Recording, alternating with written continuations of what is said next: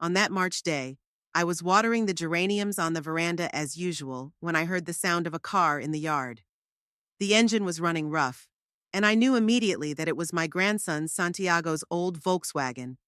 He had always promised to fix the car, but never got around to it. Or maybe he just didn't want to spend the money on repairs, even though his salary as a manager at the insurance company allowed him to do so. I put down the watering can and went to the gate. Santiago got out of the car slowly, as if he was struggling to make every move. He was wearing a crumpled shirt that he hadn't even changed yesterday, maybe the day before. His hair was disheveled, his eyes red. At first, I thought he had a cold or hadn't slept well. "Hello, abuela." He hugged me, but hesitantly, as if he was afraid I would refuse his embrace. "Santiago, honey, what's wrong? You look terrible." He tried to smile, but it was crooked. "I'm fine. I'm just tired from work. Can I come in?" I led him into the house, sat him at the kitchen table, and put the kettle on. Santiago sat staring out the window, drumming his fingers nervously on the countertop. The tapping was starting to annoy me, but I kept silent. Something was wrong. In 26 years, I'd studied my grandson like an open book, and now he was clearly hiding something. "Where's Paloma?" I asked, pulling his favorite cinnamon cookies out of the cabinet. She hadn't stopped by in a while. Santiago stopped drumming and froze. Then he slowly raised his head and looked at me. In his gaze, I saw something like shame mixed with anger. "We're divorced," he said quickly, as if he wanted to say the words and forget about them. I nearly dropped the cup I was holding. "Divorced how? When? What happened?" "Last week, officially."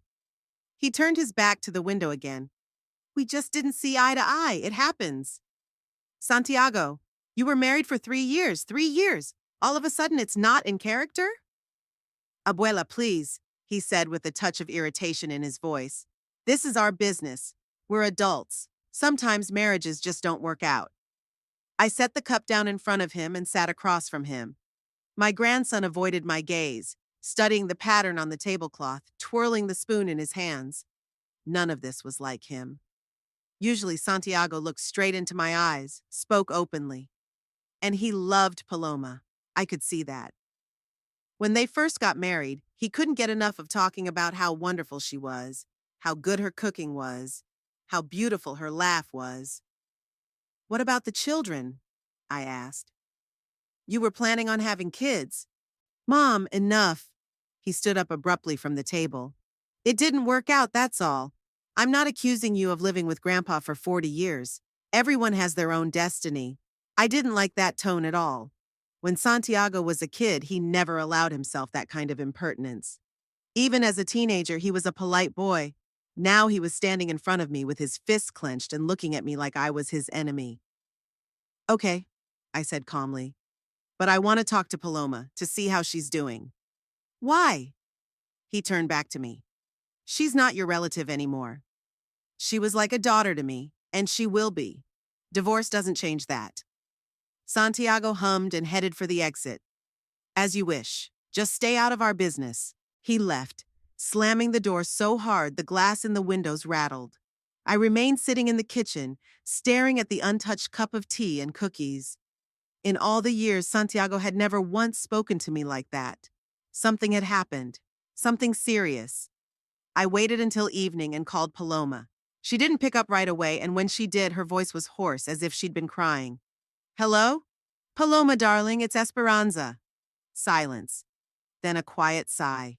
"Good evening, Mrs. Valenzuela." "Paloma, I found out about the divorce. Santiago came by today.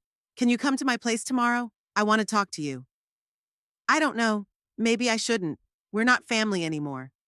"That's ridiculous. You'll always be part of my family. Come tomorrow at 4, I'll bake your favorite lemon pie." The next day, Paloma showed up at 4 o'clock sharp. She looked terrible. Thin, pale, with dark circles under her eyes. She was wearing a simple black dress that hung like a hanger. When she used to come to our house, she was always dressed up, well-groomed. But now it seemed that she simply forgot about her appearance. "Come in, sit down." I hugged her and felt her trembling. We sat down in the living room. I served tea and cake, but Paloma only crumbled a piece on her plate. "Tell me what happened," I said softly. Paloma was silent for a long time, looking into her cup. Then she looked up, and I saw such pain in her eyes that my heart squeezed. Senora Esperanza, I don't know where to begin. Start with what you think is right. She took a deep breath. Santiago had changed. About 6 months ago, at first I thought it was stress at work. He started coming home late, irritable, tired. Then he started drinking. First a glass of wine at dinner, then 2 beers, then whiskey. I listened without interrupting. Paloma spoke softly, but I heard every word. And then there were these friends, a group of his former classmates. They'd get together on weekends, supposedly to play soccer. But Santiago would come back from these meetings strange, too cheerful or too angry. Eyes red, talking fast, couldn't stay still. Do you think he was taking drugs? Paloma nodded. I found a bag of white powder in his pocket. When I asked him what it was, he said it was just aspirin that had crumbled. But I'm not stupid, Mrs. Esperanza. I knew it was cocaine. I felt a chill spread through my chest. My grandson, my boy, whom I raised, read him stories, taught him how to ride a bike. I tried to talk to him, Paloma continued. I begged him to quit that shit, to see a doctor. He promised, but nothing changed. And then I found out about Marta. Who's Marta? The cashier at the supermarket on San Martin Street, 20 years old, blonde. Paloma smiled bitterly. I saw them together outside the movie theater. They were kissing. Did you tell him about it? Of course I did. He denied it at first, then he got angry. He said he had a right to a private life, that I was boring him with my accusations and suspicions. And at the end, he added that Marta understood him better than I did. Paloma cried. Quietly, almost silently, but the tears ran down her cheeks. I left him 3 weeks ago. I rented a room at my Aunt Rosario's, and last week we signed the divorce papers.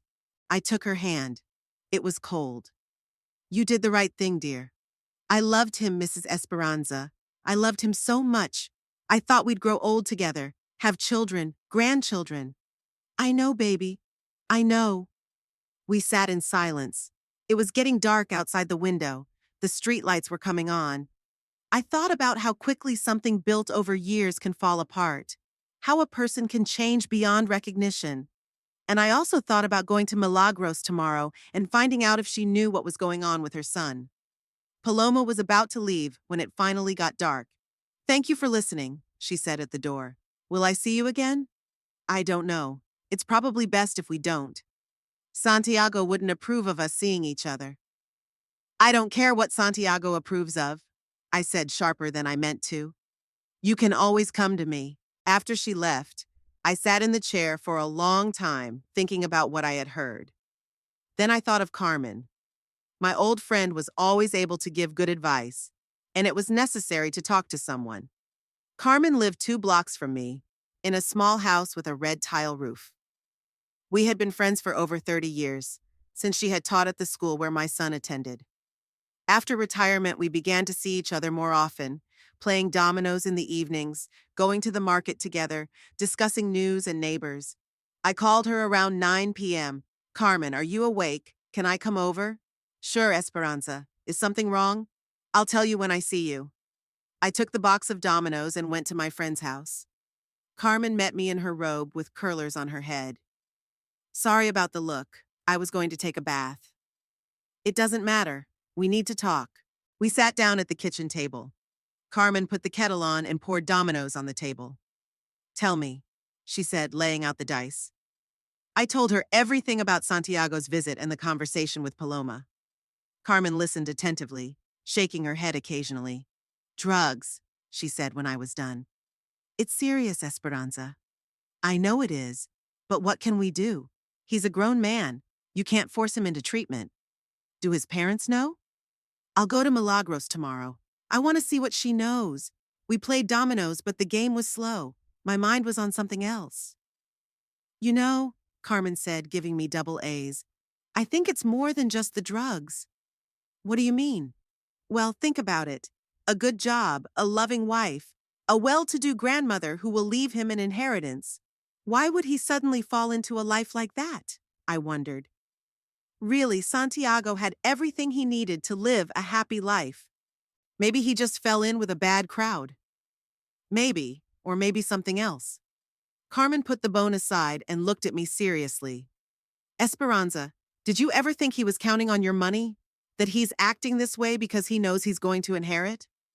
The thought stung me unpleasantly. Is my grandson so spoiled? Has my love and generosity made him a consumer?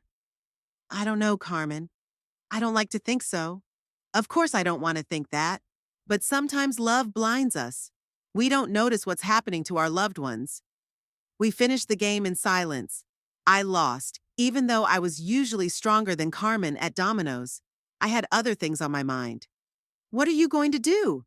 My friend asked, picking up the dice. I'm going to talk to Milagros. Then, I don't know. I'll try to talk to Santiago again. Be careful. People on drugs are unpredictable. I went home at 11:30. The streets of our small town were empty, with only the occasional window glowing with yellow light. I walked slowly, pondering what I had heard during the day. 2 days ago, I was a happy grandmother, proud of my grandson and happy about his marriage. Today, I found out he was a drug addict, a cheater, and a cad. At home, I couldn't sleep for a long time. I lay in bed and remembered little Santiago, who came to visit me on vacation. He helped me in the garden, we baked cookies together, read books. He was such an obedient, polite child. Where did that boy go? The next morning, I woke up with a heavy head and an unpleasant feeling in my chest. All night, I had strange dreams. Santiago, the little one, running around the yard, and then suddenly turning into an unfamiliar man with red eyes. I brewed coffee and tried to decide what to do next. The conversation with Paloma kept me on my toes. Was it really as bad as she had told me? After breakfast, I called my daughter at work. Milagros had been a teller at the bank for over 15 years, a senior employee and respected by her colleagues. She had always been responsible, even as a child.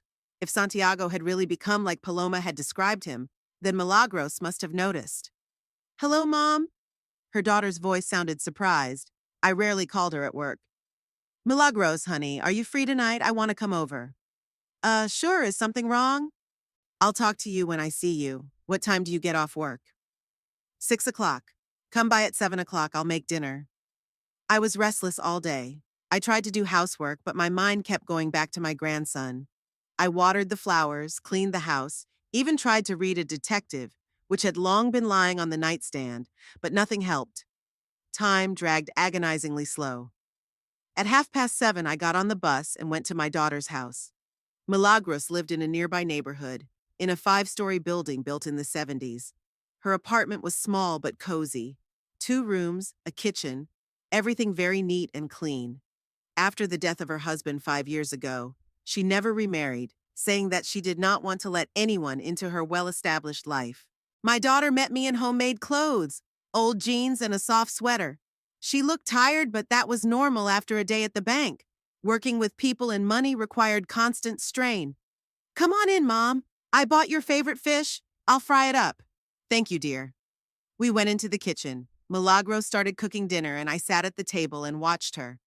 Her daughter's movements were precise, practiced. She always knew how to do everything quickly and well.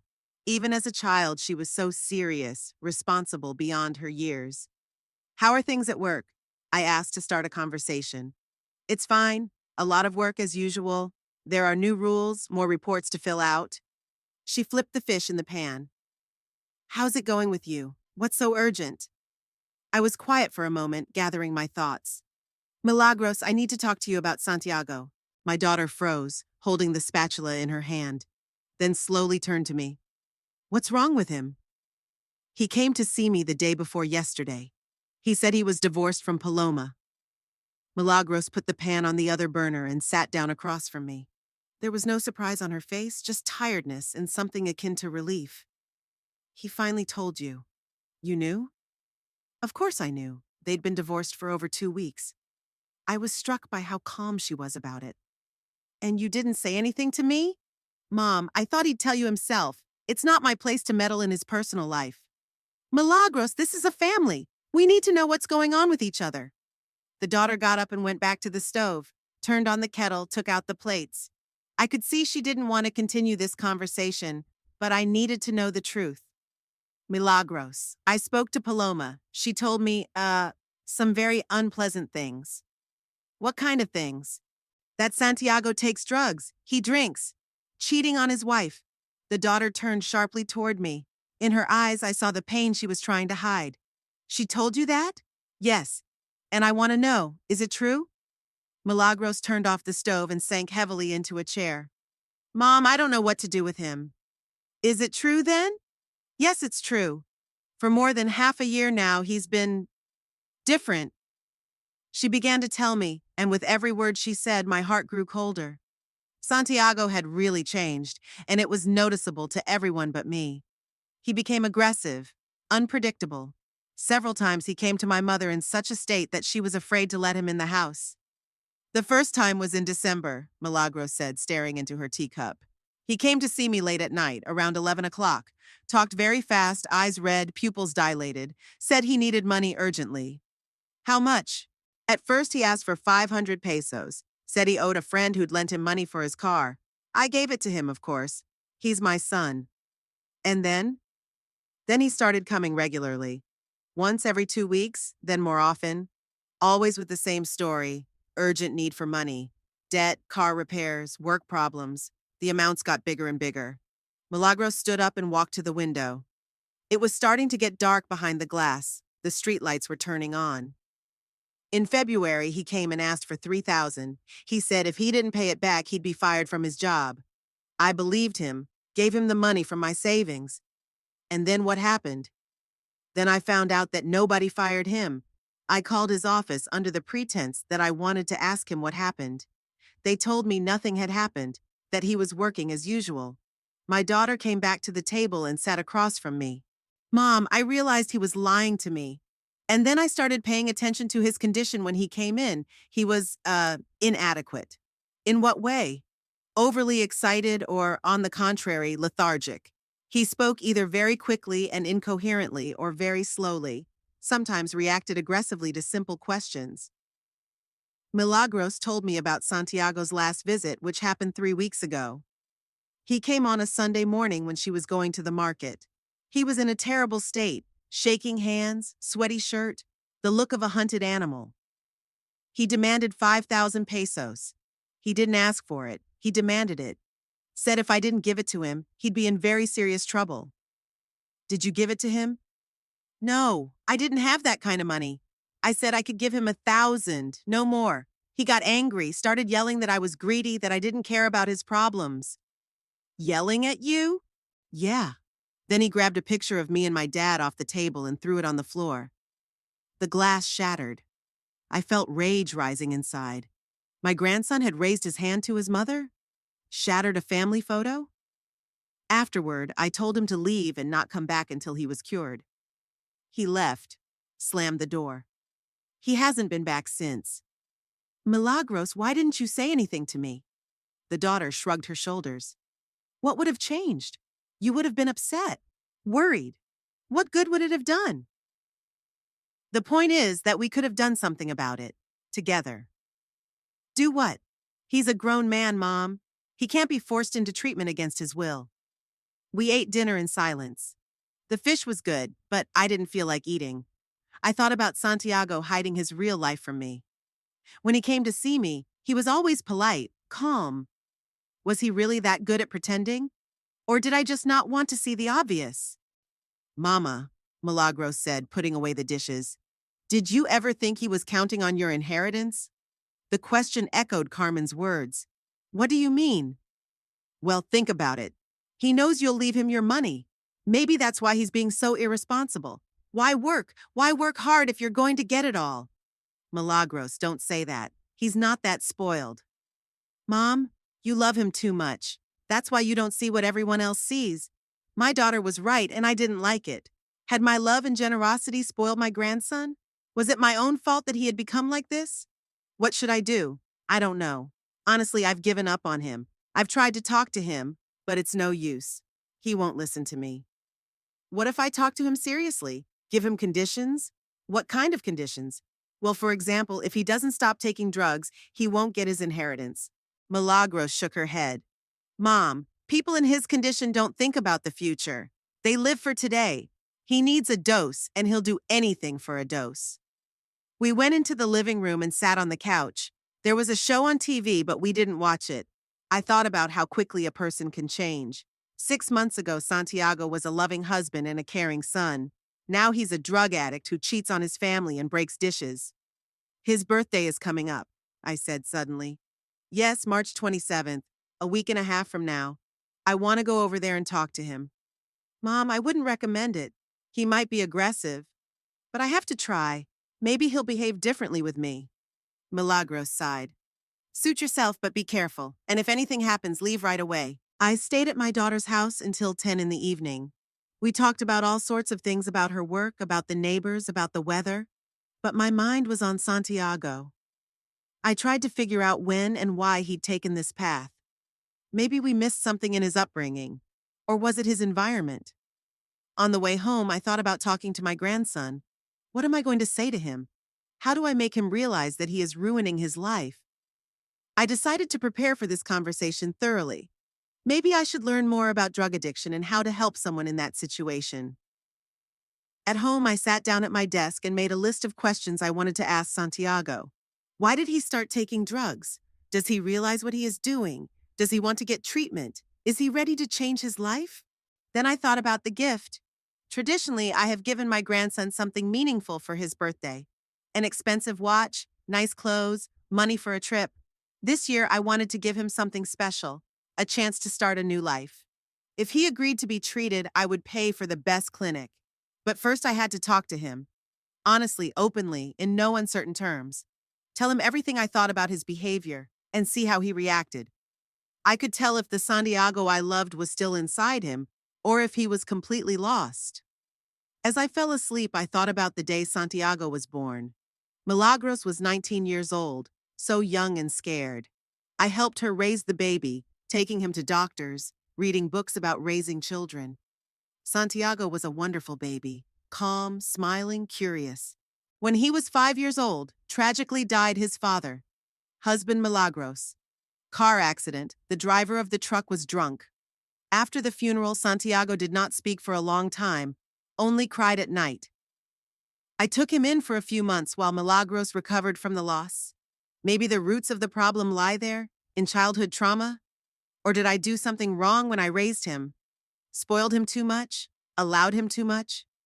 These thoughts were running through my head, keeping me awake. I got up, drank a glass of milk with honey, and tried to calm down. What was gone. What mattered was what was happening now, and what I could do to help my grandson. Santiago's birthday was in a week and a half. Until then, I had to think about every word I would say to him. This might be my last chance to reach him, and I had no right to miss it. On March 27th, I woke up earlier than usual. It was overcast and drizzling, but I tried not to take that as a bad sign. My grandson's birthday was always a celebration in our family, and I didn't want anything to spoil the day. I prepared a gift for Santiago, a beautiful box with an expensive Swiss watch.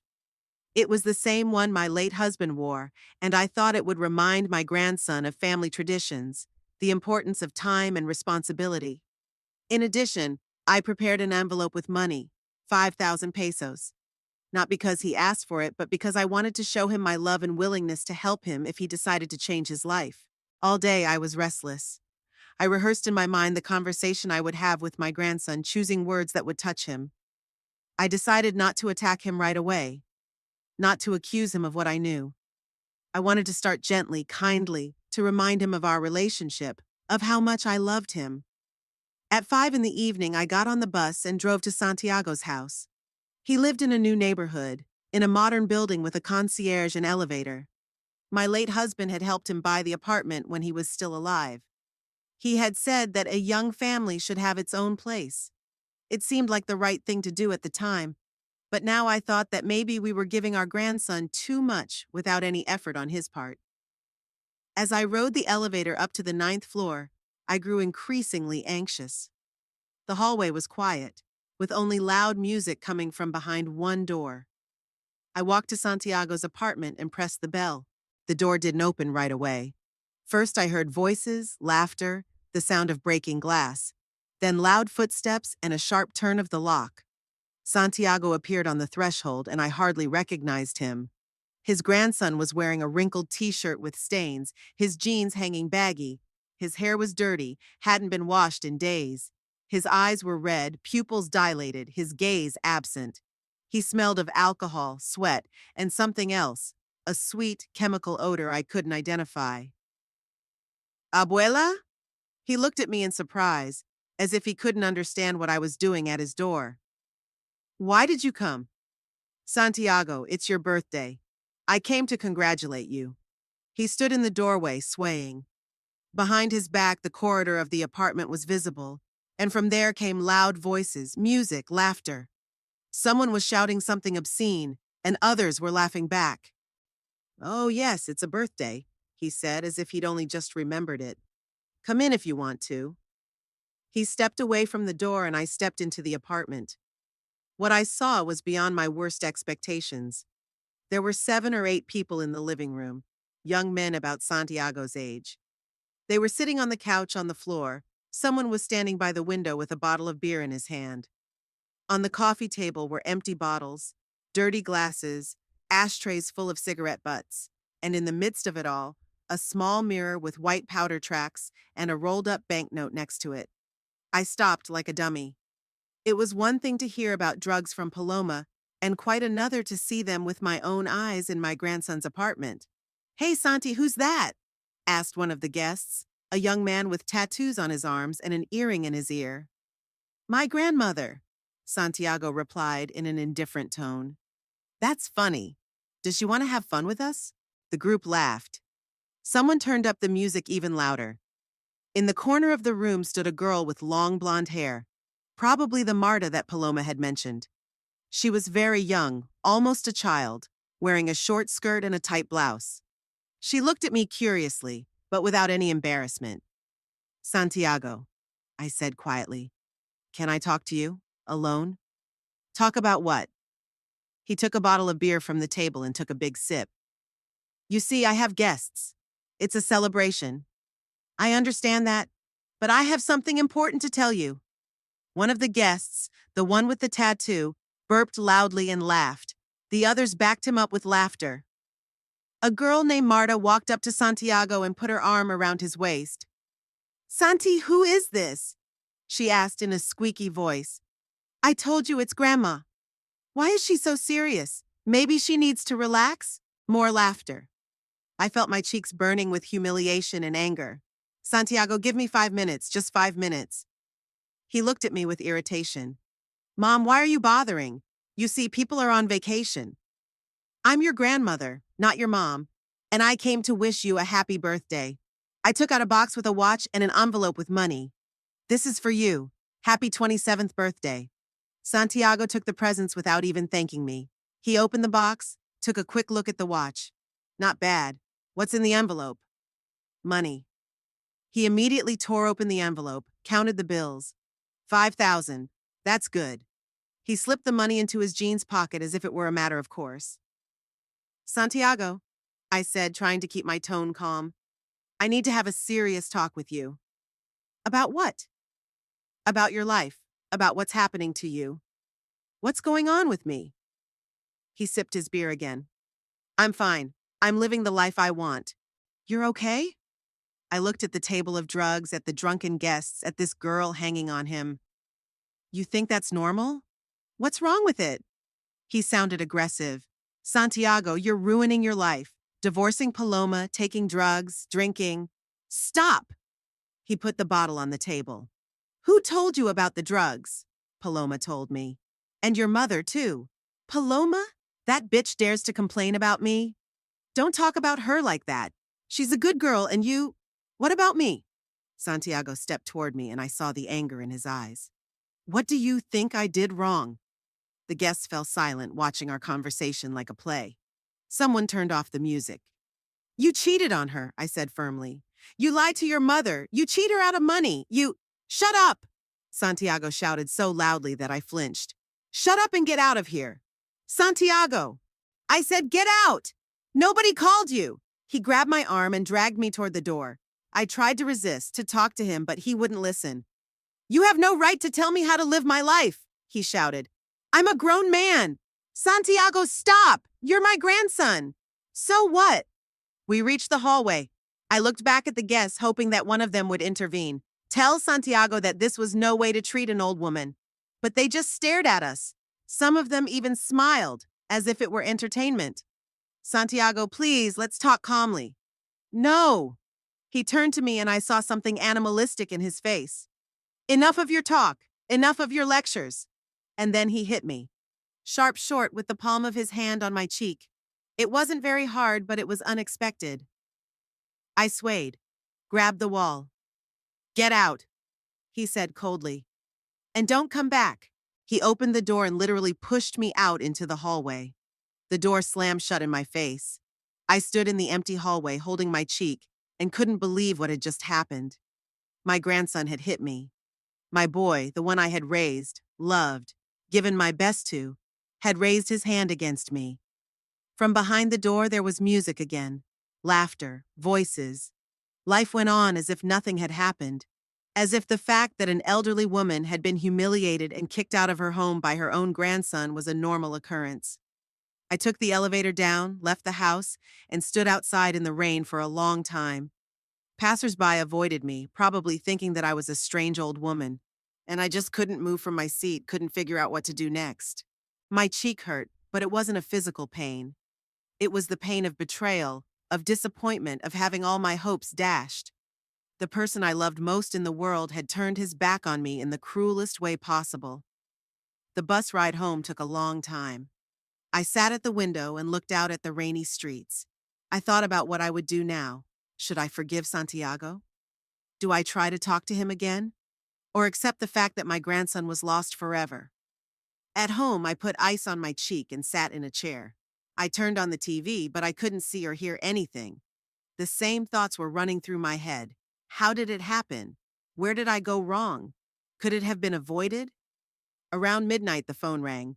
I thought it was Santiago calling to apologize, so I hurried to pick up the phone. Hello? Mom, it's Milagros. How did the conversation with Santiago go? I was silent for a few seconds, not knowing what to say. It was bad, I finally answered. Very bad. What happened? He hit me, Milagros. Your son hit me and threw me out of the house. My daughter was silent for a long time. Mom, I'm so sorry. I warned you. I know. You were right. What are you going to do? I don't know. Honestly, I don't know. After I talked to my daughter, I couldn't sleep for a long time. I lay in bed thinking that Santiago was no longer my grandson. A man who can hit his grandmother deserves no love, no forgiveness, no inheritance. And then, for the first time during that terrible day, I thought of Paloma. How she had suffered living with such a man. How it hurt her to leave him. And how she deserved a better life. Maybe there's a way to punish Santiago and help Paloma at the same time. Maybe there's a way to show his grandson that there's a price to pay for his actions. For 3 days after that horrible encounter with Santiago, I hardly left the house. My cheek no longer hurt, but the mental wound was still fresh. I walked around my rooms, tried to do chores, but my thoughts kept returning to that night. To my grandson's red eyes, to the drugs on the table, to that slap in the face. Thursday morning, I decided I couldn't sit at home and feel sorry for myself anymore. I had to do something. And the first thing that came to my mind was to call Paloma.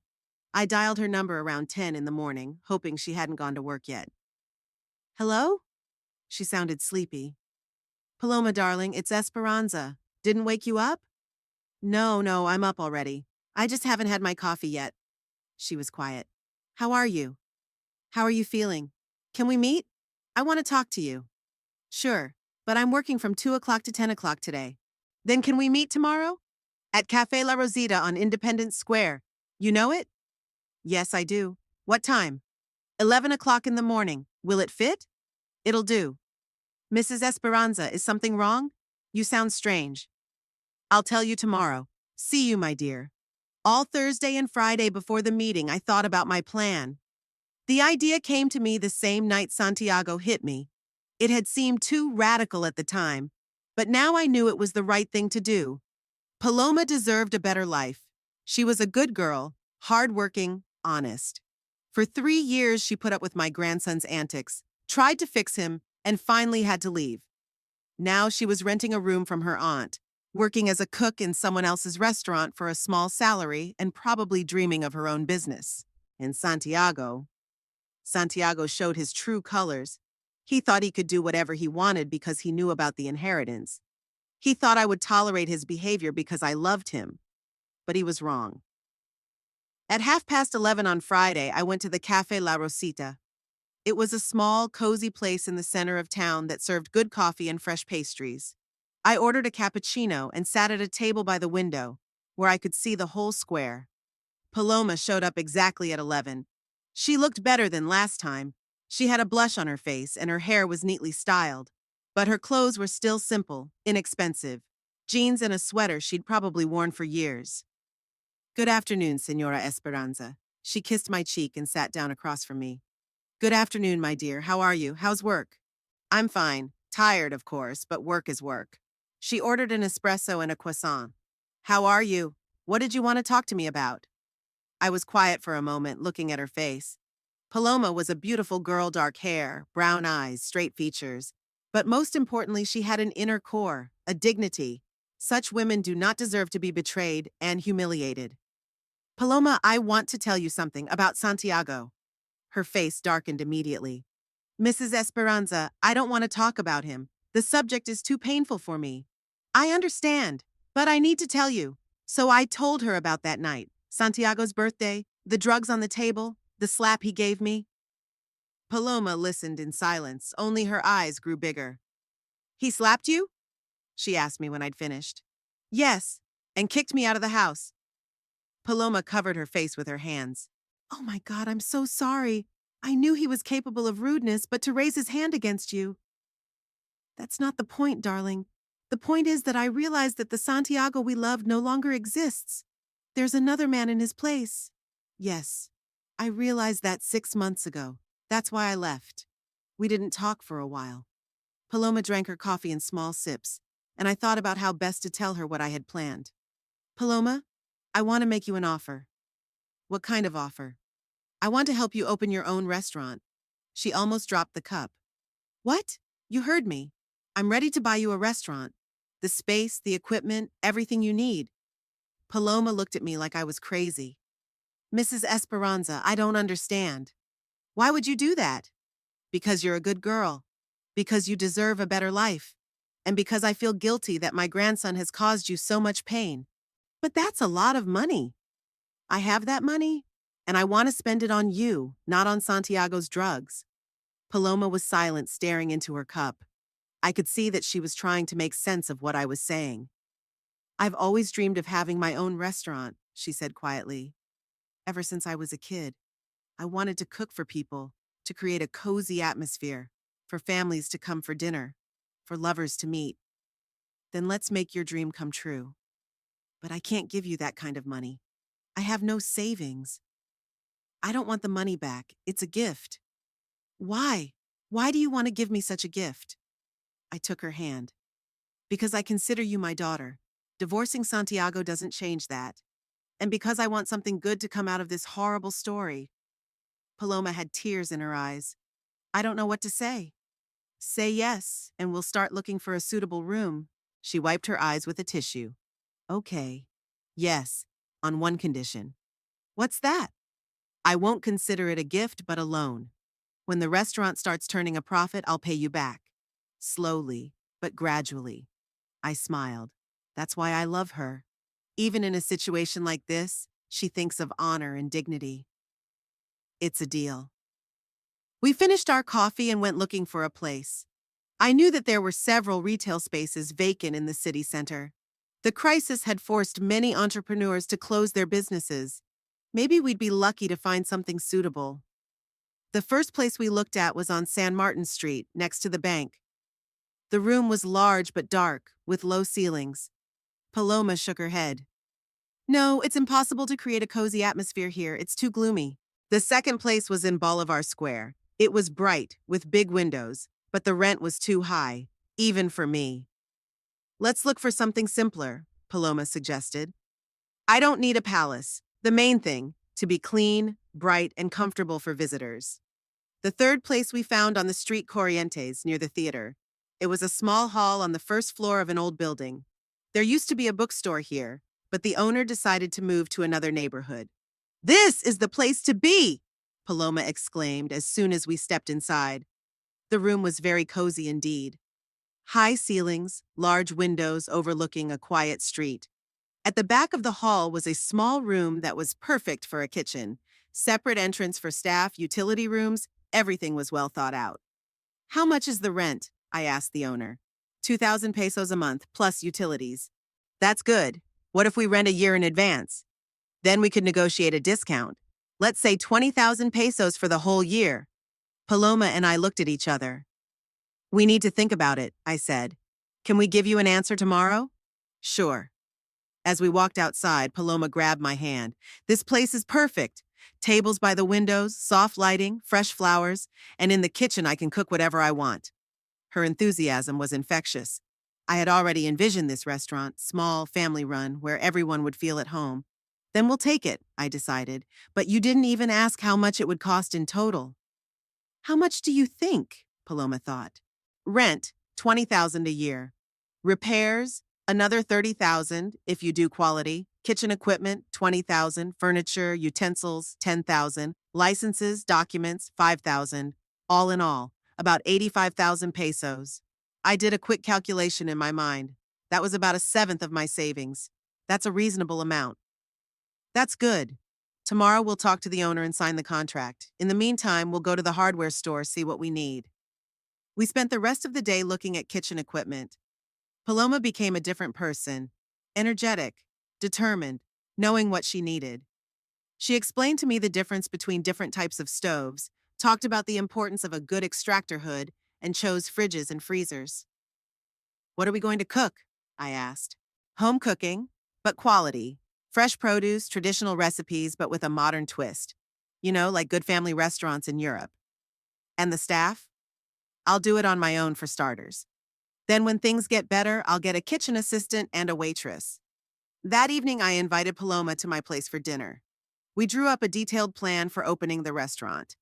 It turned out that the legal procedures would take about a month, the renovation, another month and a half. So we should be open by the end of June. What should we call the restaurant? I asked. Paloma thought. Paloma. Too obvious. Paloma's is too cliché. She hesitated. What about homestead or family table?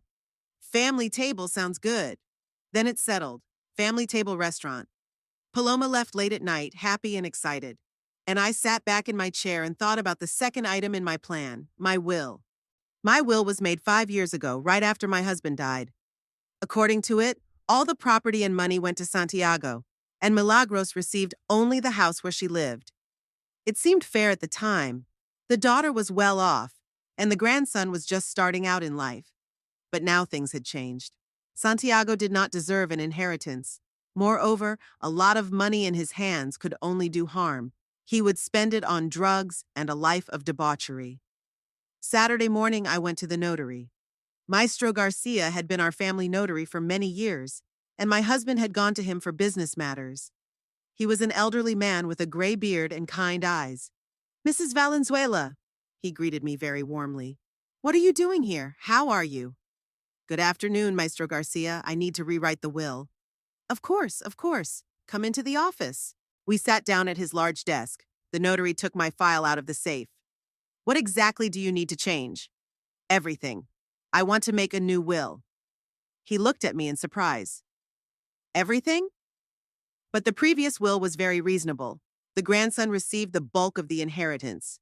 Circumstances have changed, I interrupted him. Now I want to divide the inheritance between Milagros' daughter and... I hesitated. And Paloma Hernandez. Paloma Hernandez? Who's that? My grandson's ex-wife. The notary frowned.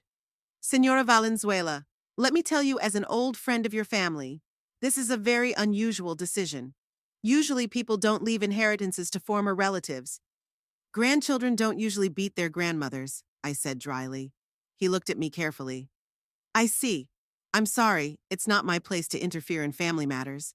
So, how exactly do you want to divide the inheritance? Half to the daughter, half to Paloma Hernandez. And the grandson? The grandson gets nothing. The notary wrote down what I said in his notebook. Good. But I must warn you, the will can be contested in court. The grandson can file a lawsuit claiming that you were in an inadequate state when you drafted the document. Let him try. I have witnesses to his behavior. Then I'll prepare a new will. When would be a good time to come in and sign it? The sooner the better. Monday at 10 a.m. then. Will that suit you? That's fine. As I left the notary's office, I felt strangely relieved. It was as if a heavy weight had been lifted off my shoulders. I no longer had to love and forgive a man who disrespected me. No longer did I have to put up with his antics because of family ties. On Sunday, Paloma and I met with the landlord of the space and signed the lease. I paid for a year in advance and also put down a deposit for any damages that might occur. Paloma was so excited she couldn't sit still. I can't believe this is really happening, she said. Until a week ago, I thought I would be working for other people my whole life. Now you're going to work for yourself. It's a whole different thing. We drew up a renovation plan. Paloma wanted to make the hall in warm colors, beige walls, wooden furniture, fresh flowers on every table. The kitchen was planned to be tiled, to install modern equipment, but in such a way as to preserve the home coziness. How long will the renovation take? I asked the foreman, whom we found on the recommendation of the owner of the premises. With such work, a month, maximum 1.5, if there are no delays with materials. And if we pay you a bonus for speed, then we can do it in 3 weeks. It's a deal. Monday morning, I signed the new will. The notary warned me again about the possible consequences, but I was sure of my decision. I asked Milagros to give a copy of the will to let her daughter know of my intentions. On Tuesday, the renovation of the restaurant began. Paloma came there every day after work, watching the process, solving current issues. I also looked in regularly. I was interested to see how an empty room is transformed into a cozy restaurant. At the same time, we ordered equipment and furniture. Stoves, refrigerators, dishwashers.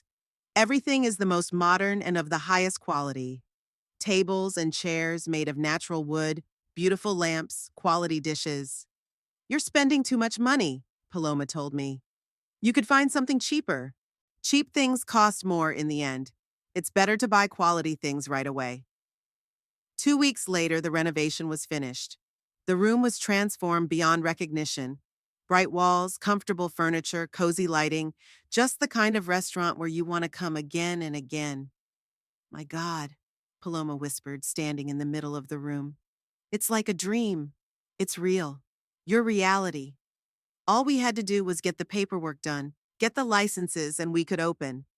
By my calculations, we spent about 90,000 pesos, a little more than planned, but the result was worth it.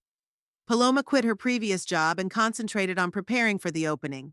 She created menus, thought up recipes, and selected food suppliers. Her energy and enthusiasm were boundless. I want every dish to be special, she told me. I want people to come here not just to eat, but to enjoy themselves. You can do it, and I was sure you would. Paloma put all her soul into this restaurant, all her dreams. And what's done with heart usually turns out well. The opening was set for June 1st. It was 2 weeks away, and we were preparing for that day like a big celebration. Paloma printed beautiful invitations. I made a guest list, our mutual acquaintances, neighbors, family friends. Santiago was not on the list. The 1st of June turned out to be a sunny, warm day. I woke up earlier than usual, around 6 in the morning, even though the restaurant was not scheduled to open until 7 in the evening. But I didn't want to sleep anymore. Too much excitement, too many expectations of the day. Outside the window, the birds were chirping and the sun was shining brightly. Good weather is a good sign, I thought, as I brewed my morning coffee. Paloma must be awake too, preparing for the most important day of her life. I called her around 8. Hello?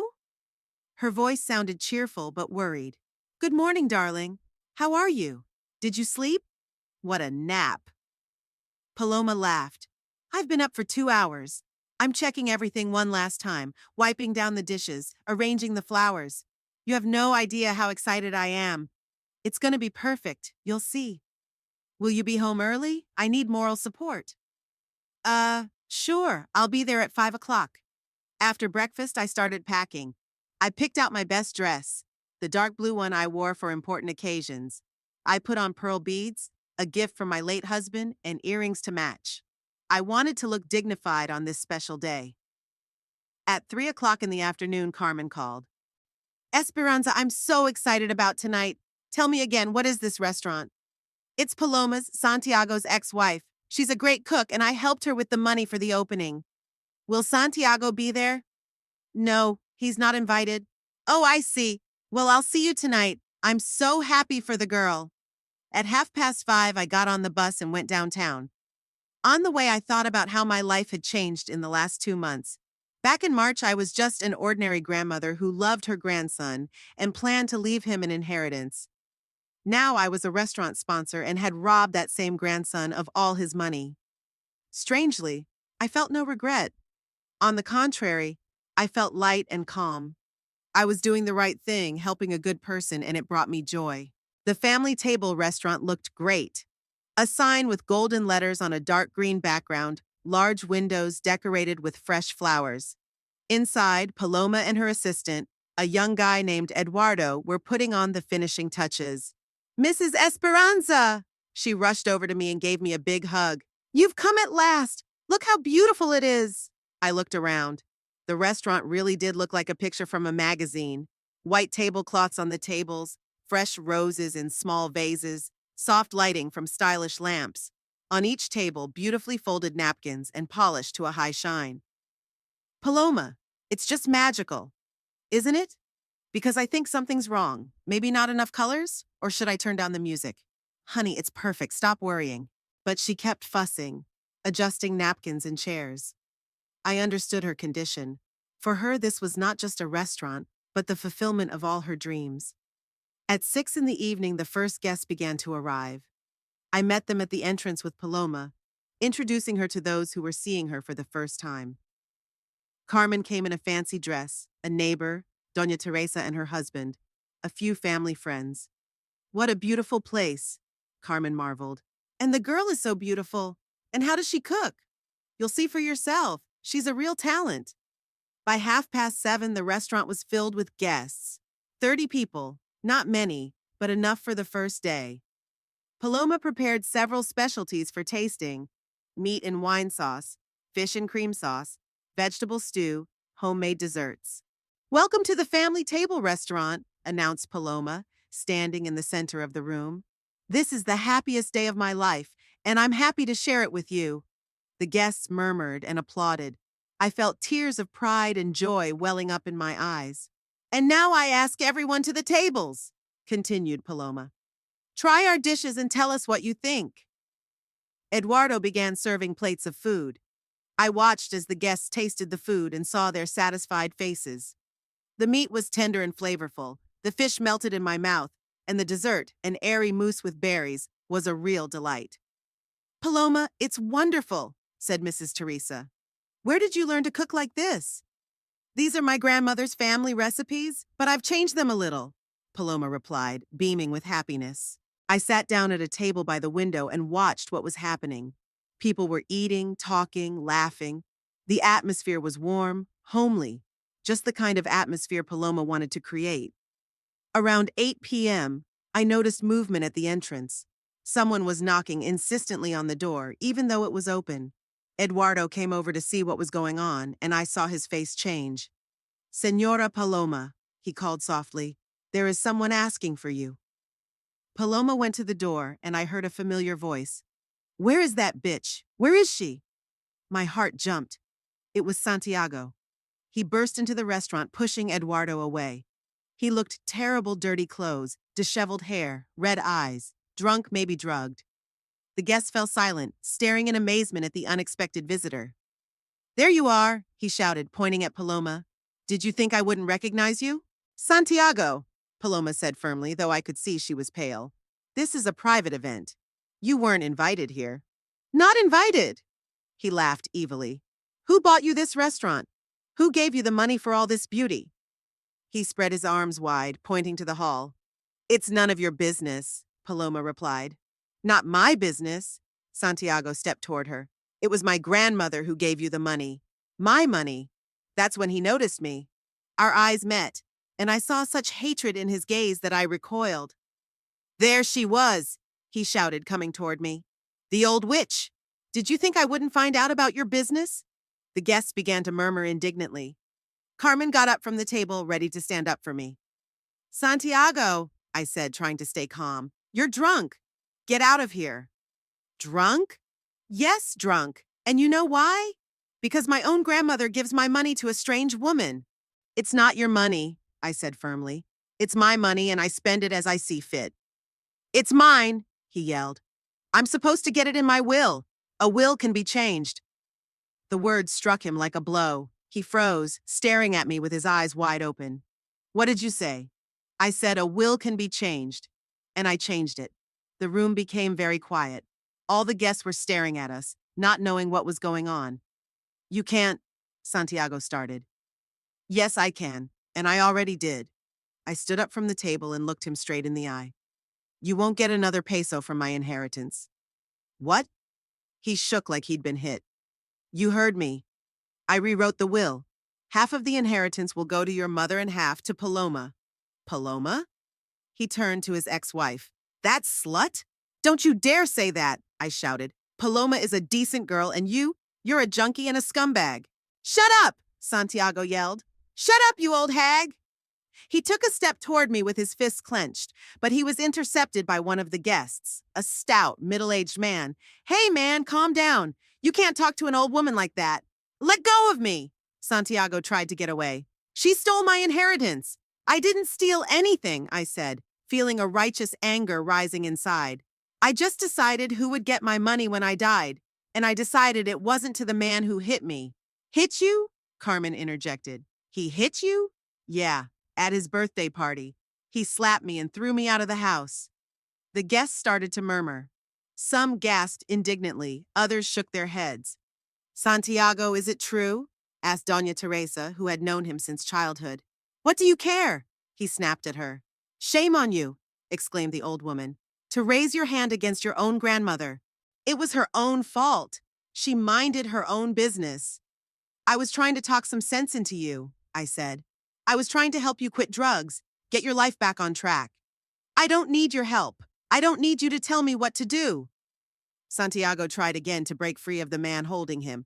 Let go, I said. Calm down first. I'll show you all, Santiago shouted. I'll sue. I'll contest the will. I'll prove that the old woman is crazy.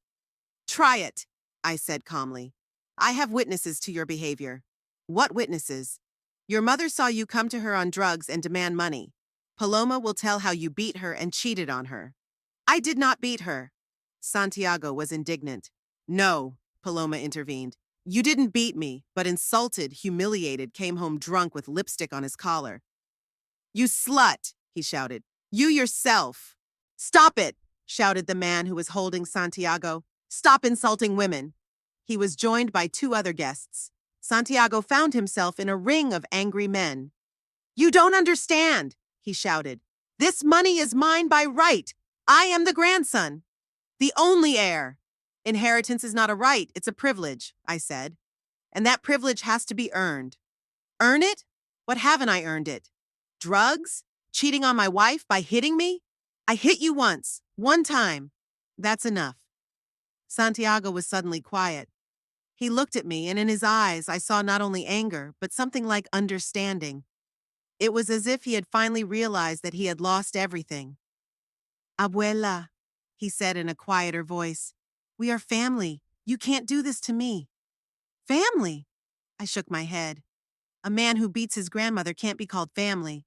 But I'm a grandson, your only grandson. You were my grandson until you showed your true colors. I'll make it up to you. I'll quit drinking. I'll quit drugs.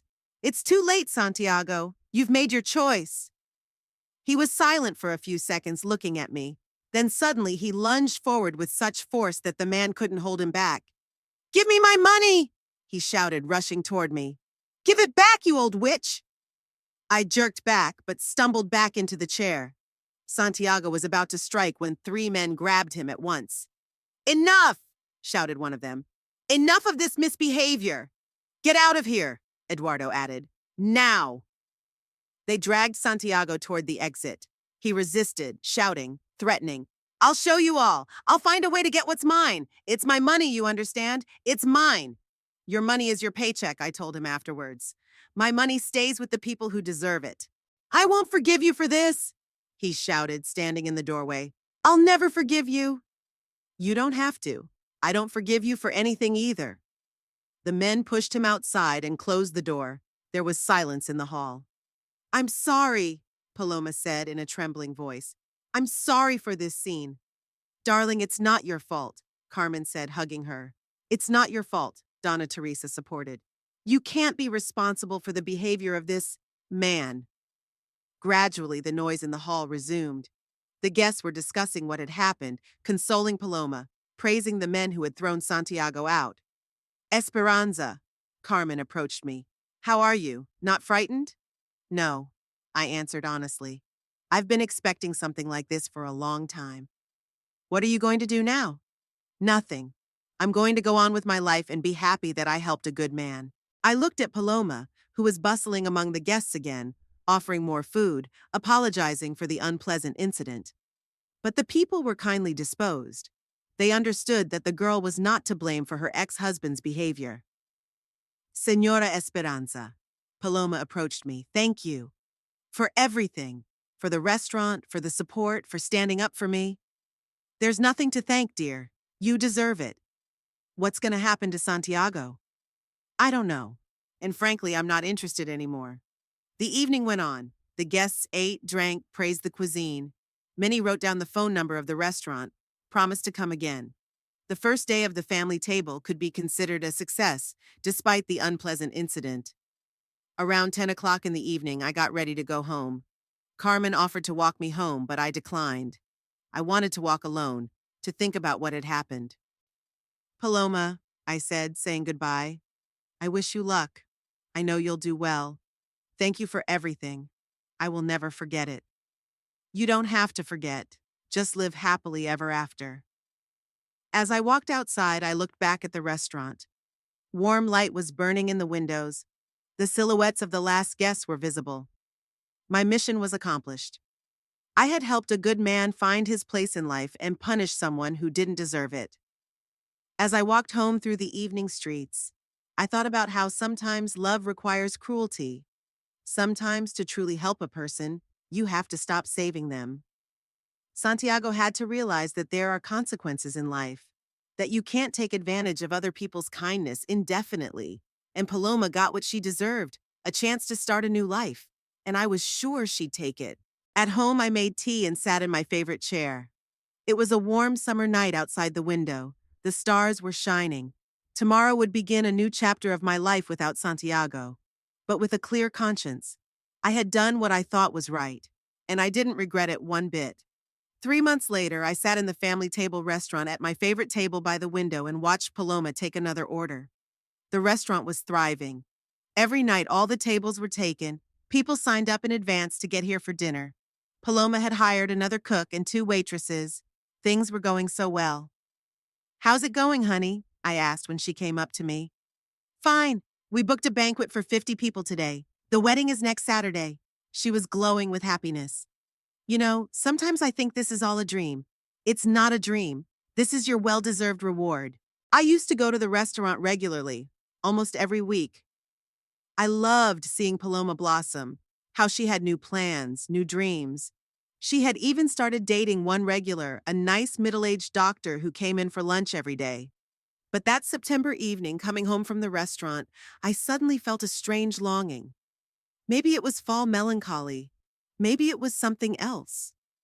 I thought about Santiago. I wondered how he was living. What has become of him in these 3 months? Milagro said he never came to see her again. Didn't call, didn't ask for money.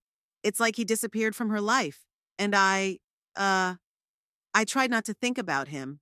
But sometimes, lying in bed before I went to sleep, I remembered little Santiago who helped me in the garden and called me the best grandmother in the world. The next day, without saying a word to anyone, I went to see him. I just wanted to see how he was doing. Maybe he came to his senses. Maybe he quit drugs and started a new life. In the back of my mind, I hoped that my cruel lesson had done him some good. As I rode the elevator up to the 9th floor, I thought back to that awful night 3 months ago. How he'd hit me. How he'd kicked me out of the house. But time heals wounds, and now all I felt was sadness and anxiety. I rang the doorbell. No one answered. I rang again, longer. Finally, I heard slow footsteps, the sound of the lock turning. The door was opened by a young man I didn't know, skinny, dirty, with cloudy eyes. He wore only a torn t-shirt and underpants. "What do you want?" he mumbled. "I'm looking for Santiago Valenzuela. Is this his apartment?" Santi?" He swayed. "Yes, it is. Come in if you want." He stepped away from the door and I went inside. What I saw was beyond my worst fears. There were empty bottles, cigarette butts, dirty rags in the hallway. It smelled of mold, urine, and something sour. In the living room, 3 or 4 people were lying on the floor. Some were asleep. Some were staring blankly at the ceiling. On the coffee table, white powder, dirty syringes, burnt spoons. And in the midst of this horror, I saw Santiago. He was lying on the couch in dirty clothes that he clearly hadn't changed in weeks. His face was gaunt, his cheeks sunken, and his arms showed injection marks. His eyes were open, but his gaze was blank, absent. "Santiago," I called softly. He slowly turned his head in my direction. He stared for a few seconds as if trying to figure out who I was. "Abuela?" he mumbled at last. "You?" "Yes, it's me." He tried to get up, but he didn't have the strength. He lifted his head and fell back onto the dirty pillow. "Why did you come?" he asked in a hoarse voice. "I wanted to see how you live." "As you can see." He grinned wryly. "I'm doing fine." I looked around. The apartment was a dive. The furniture was broken or sold, the walls were dirty, the windows hadn't been cleaned in months. In the corner were the remnants of the expensive appliances my husband and I had given Santiago as a housewarming gift. "What happened to your job?" "I got fired. For absenteeism." He closed his eyes. "Now go away. I don't want to see you." "Santiago." "Go away," I said. He sat up abruptly and I saw the same anger in his eyes as 3 months ago. "Are you happy? You see what you've brought me to? What I've brought you to?" I shook my head. "Santiago, it's your choice. You chose this life. You took away my future, the money, everything. I only took from you what you didn't deserve." One of the men on the floor groaned and tried to get up. He fell back, hitting his head on the table leg. The others didn't even move. "Santiago," I said, looking at my grandson, "you can still turn things around. There are clinics, there are doctors." "I don't need your advice," he shouted. "You betrayed me. You gave my inheritance to a strange woman, Paloma, who was your wife, whom you loved." "Loved," he laughed bitterly. "And what did she do? She ran straight to you to complain." "She didn't complain, she just told the truth." Santiago lay down on the sofa again and turned his back to the wall. "Go away. Don't come back. You're not my grandmother anymore." "And you are no longer my grandson," I replied quietly. I stood in the middle of this nightmare and realized that I had come here for nothing. The Santiago I loved no longer existed. In his place is a stranger who has chosen his own path and does not want to change anything. "Goodbye, Santiago," I said, and headed for the exit. He didn't answer. When I left the apartment, I stood in the hallway for a long time, coming to my senses. Then I took the elevator down and went outside. It was sunny, people were going about their business, life went on. And somewhere upstairs, in a dirty apartment, a man who had once been my favorite grandson was slowly dying. I didn't regret my decision. In fact, when I saw what Santiago had become, I realized I had done the right thing. More money in his hands would have only hastened his downfall. He would just buy more expensive drugs in larger quantities.